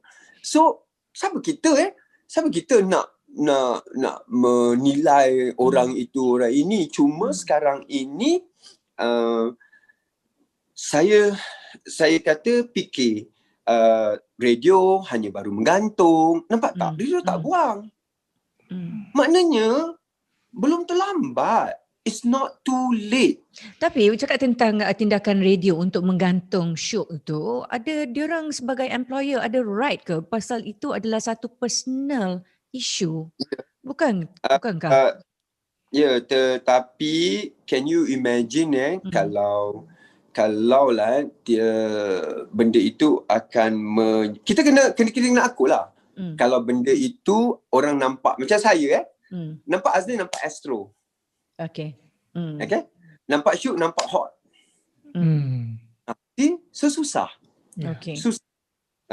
Tapi Azli, for the record, I bukan against Syuk, I bukan against the wife, tetapi the issue adalah penggunaan social media untuk menceritakan tentang hal dalaman keluarga. Pada I don't know whether it's the right it's not an a right platform untuk buat benda tu. It can never be because benda tu benda personal, something yang mungkin can be handled secara lebih professional, because bila dah letak dalam social media, netizen akan menghukum dan memberikan komen. Dan perkara-perkara rumah tangga ni, kalau regards to relationship, I think even dengan own parents kita boleh cerita, tetapi tak perlu nak ambil opinion. But the right platform adalah get professional punya advice, psychology ataupun lawyer ataupun kalau dia ada seorang doktor yang dia boleh pergikan ke but not the social media as a platform, because benda tu bila once ada kat sana, walaupun dia delete kemudian, but it's already it's already all over the place, so dia akan ada untuk the children tengok. So itu adalah concernnya, because at the end of the day the children ni yang kita kena protect. mak bapak dia boleh pergi karaoke, boleh pergi apa-apa kan, tetapi budak-budak yang mungkin masih kecil dan tak tahu macam mana nak digest apa-apa problem tu, I think that is satu issue. So just bagi tahu for secara I know for apa, I don't cite siapa-siapa, tetapi what I rasanya tidak tepat untuk meletakkan di dalam social media. That's my argument actually. Okay, everybody ada dia punya argument lah, kan. Tapi kita akan hilang stres, kita akan hilang sakit jantung, kita akan hilang darah tinggi, kita akan hilang benda membenci, kita akan hilang jadi judgemental, kita akan hilang pertimbangan. Kalau kita being positif aja. Oh, seronoknya being positif, ya Allah. Dia kata kan, orang kata kenapa kau nak letak kat dalam social media? Dia tak tahu apa yang dia lalui, isterinya itu. Selama hari ni kita tahu ke dia punya circle of friends siapa? Correct. Dan dia guna itu, mungkin itu adalah last resort, kita tak tahu. Lagi satu, kalau itulah cara terakhir untuk menyelamatkan rumah tangga dia, why not? Macam tu. Atau sang suami pun patut dah tahu konsekuensi kalau dia lakukan gini. Isterinya mesti letak di social media. Dia dah tahu dah. So kalau bini dia buat pun tak salah, sebab sepatutnya suaminya dah tahu dah. Ya, suami isteri mesti akan buat benda itu. Kan? Jadi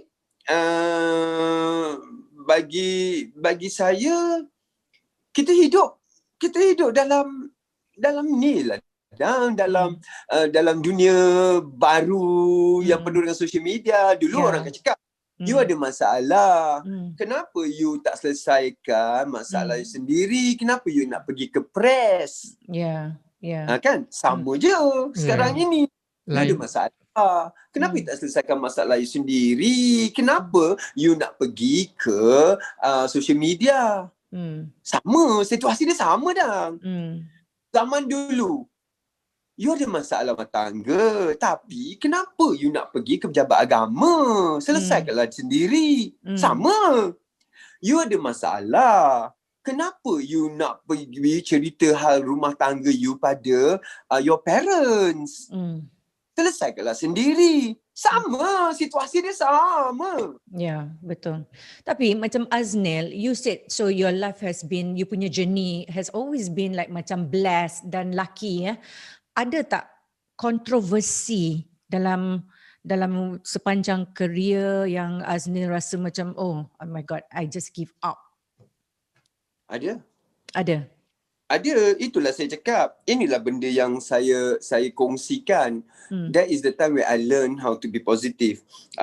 Bila saya terlalu popular dengan pop quiz satu ketika dulu sebelum Dang sebelum Dang jadi saya punya partner, saya pakai seluar pendek.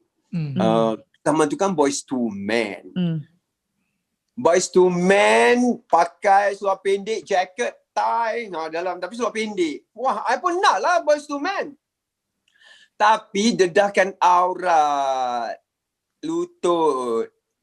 Kan, itu aurat. Jadi saya dengan konon nak buat pembaharuan dengan perangai, cara hosting yang, alamak, bateri saya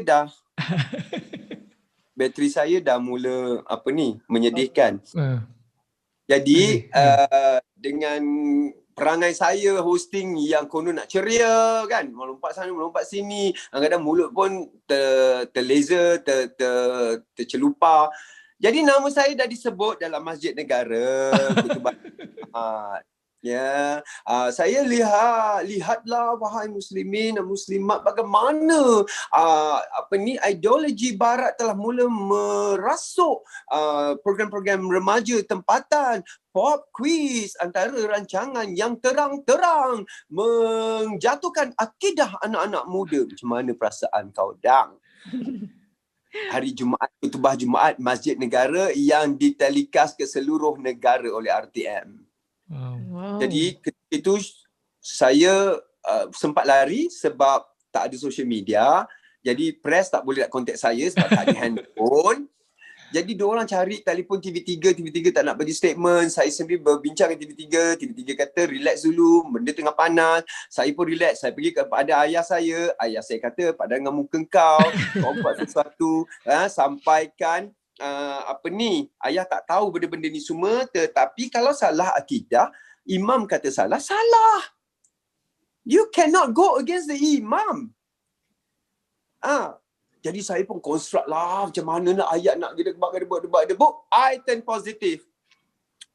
Sedangkan media dah mula melagakan saya, mengharapkan saya punya respon adalah pandai-pandai je nak mengatakan saya yang orang yang menjatuhkan akidah muda-mudi. Kau tak nampak ke? Yang tukang renang, yang main bola tu lagi terbuka aurat dia. Kau tak nampak ratu-ratu yang kau tak pernah tegur dalam masjid negara itu dah sah menjatuhkan akidah anak-anak muda. Kau tak nampak ke sukan angkat berat yang hanya pakai spender itu? Saya boleh kan? Saya boleh gunakan itu untuk membidas kembali imam besar masjid negara. Saya boleh kan? Tetapi ayah telah mengetuk kepala saya, who are her? Who are you? Who are you for you to go against the imam? So, I dah siap sedia, tiba-tiba saya buka dedah diri pada wartawan. Pada satu majlis, wartawan mengelilingi saya. Wartawan sedang berusaha berharap bahawa cerita yang akan didapat ialah Aznil bidas kembali imam besar masjid negara. Tetapi statement saya adalah saya ucap terima kasih kepada imam besar masjid negara kerana menegur saya. It take an imam untuk tegur saya. Besarnya saya punya ego. Besarnya saya punya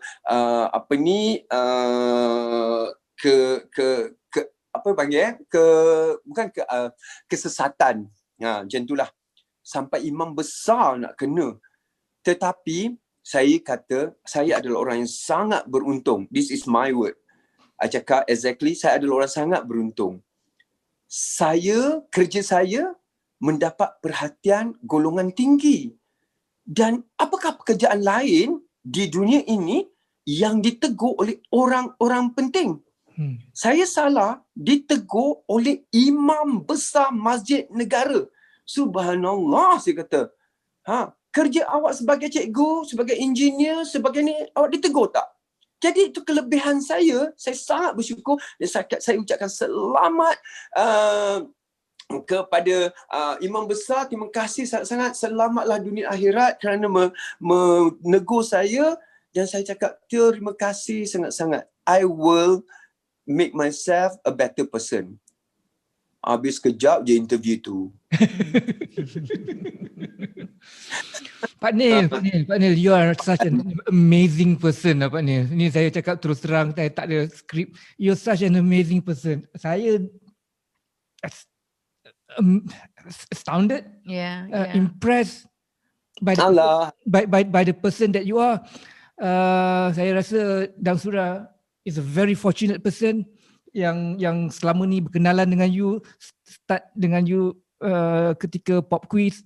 You know, selama ni mungkin saya punya kelemahan adalah memikirkan yang awak hanyalah seorang penghibur. Tetapi no sir, you are not just a penghibur. You are, thank you. You are a legend tau. Yang negara ni mesti Allah. That's too big for me. Yeah, betul. You're such an amazing man. And malam ni you're so gracious with your time. Thank you. Dan saya takut kita overstate your welcome, but I don't know. Thank you so much. Yeah, actually kalau nak cakap dengan Aznil ada banyak benda kerja-kerja amal tak termasuk, tak sempat lagi nak cakap tentang dia punya kerja-kerja amal untuk anak-anak yang tinggal di tepi jalan, yang tak ada rumah di Chowkit. Dekat Chowkit Road tu kan? Yeah, di Chowkit Road. Yeah, so dia really, Aznil, you're such a, bila you're beautiful sir. Bila tanya I pasal Aznil, I cakap if a person want to do one thing that kalau orang nak cakap anything about Aznil, he is a really good kind-hearted person. That is Azil Haji Nawawi. Dang, thank you so much. Thank you so much. Cuma satu je dah. Ini adalah saya. Takut pada bayang-bayang saya. Takut pada kesilapan saya yang lalu. Setiap hari saya berdoa, ya Allah, tutuplah aib aku. Amin. Semua orang buat kesilapan. Semua orang pernah lalai. Semua orang pernah hanyut.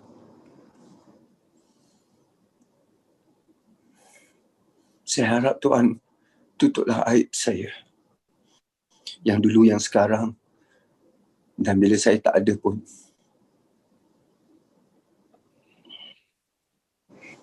Thank you for having. It's so easy for me to speak to both of you. What more,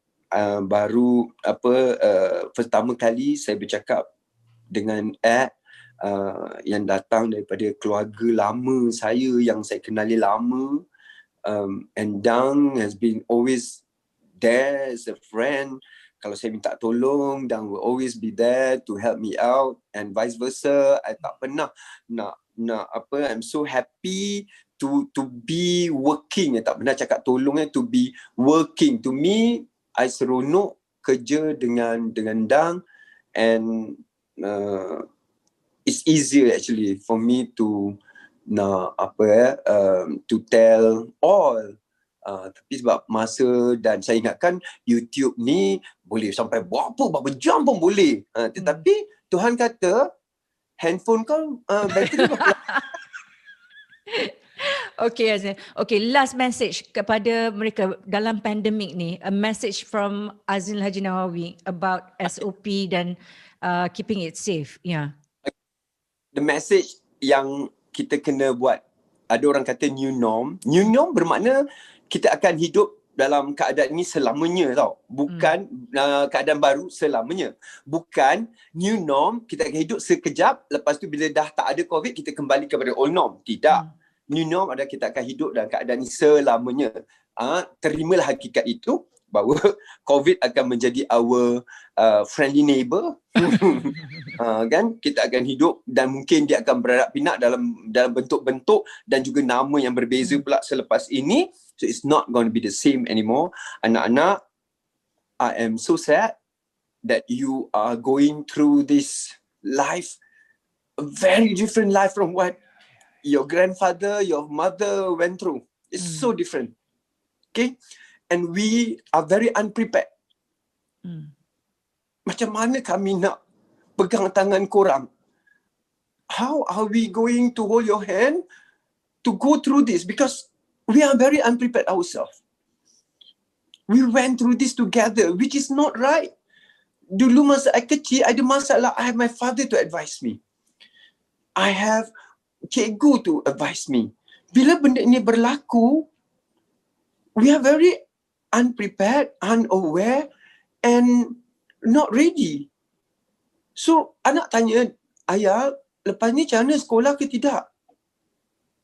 Tak ada jawapan. We don't have the answer. Tuhan cakap, ini adalah masanya untuk you. Aku dah bagi kau otak, fikir. Berbilion manusia di dunia ini, fikirlah. Dalam dah setahun takkan tak terfikir lagi kot cara baru untuk sekolah, cara baru untuk bermain, cara baru untuk beriadah, cara baru untuk seni, cara baru untuk TV, cara baru. So fikirlah. So this is the time, semua yang di rumah atau yang tak ada kerja atau tengah bekerja ataupun yang melalui semua benda ni orang melalui, this is the time for you to take up new skill. I don't know what. Okay? You are absolutely right. Absolutely right. If you have to learn Korean via YouTube, Tuhan dah sediakan. Yeah. I learn how to bake from YouTube and I sell my cakes, and I got about about 60,000 ringgit a month during puasa Ramadan. Jual cake. Then I took up from YouTube. That was long time ago. Which I think I've started to prepare myself long time ago. You guys are so into social media. What have you learned? PUBG, Mobile Legends. What have you endured from your social media activities? It's your choice.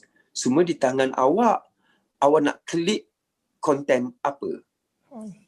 Kalau awak nak cari konten belajar painting, this is the time. You have all the time.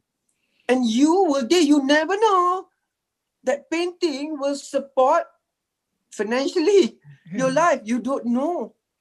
And then if you want to be a DJ, belajar kat rumah, suddenly tiba-tiba you created a new form of kerja. Tak tahu. Take new skill. Don't sit back and relax. Even you are at home, you have the access. Take up new skill and think ahead of other people.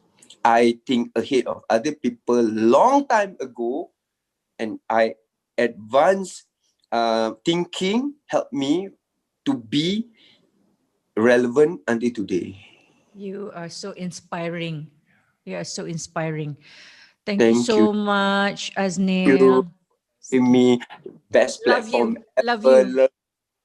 Best platform ever that I can speak to. I tak rasa ditemu bual because I am talking with my family member and a close friend that I have. So yeah, kalau benda datang ni sebenarnya daripada hati, adalah borak antara kawan dan bukan di antara seorang yang interview I tak kenal, yang I rasa banyak juga benda yang I kena simpan dan tahan.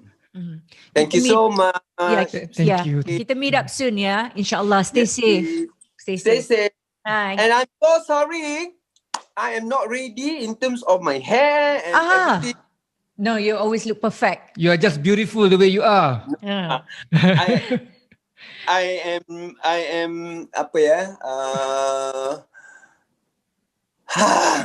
I am not myself lah. Usually kalau nak interview gini, interview tu pendek daripada I bersiap dah. Perfect. Nanti kita Thank you. Assalamualaikum. Nanti kita think of a CSR project that we can actually do together. Yeah? Yes, please. Thank you. Bye. Love you both. Bye. Love you too. Bye.